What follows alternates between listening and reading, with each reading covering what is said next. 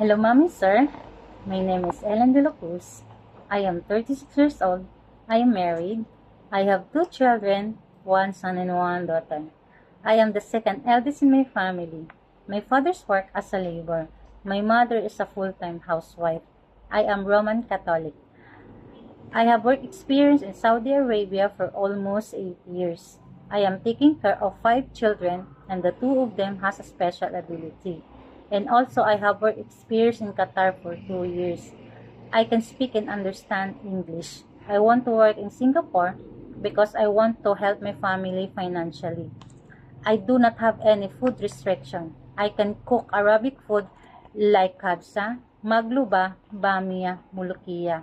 And also I can cook Filipino food like sinigang, pakbet, tinola, paksiw, and many more. And I am willing to learn more. And I can do household like sweeping, mopping, wiping, wash clothes, iron, and others. In my last employer's house, I wake up at 5 a.m. to prepare breakfast and their lunch for school. And I will make coffee and sandwich for the man in the house, sir. And he is actually a doctor.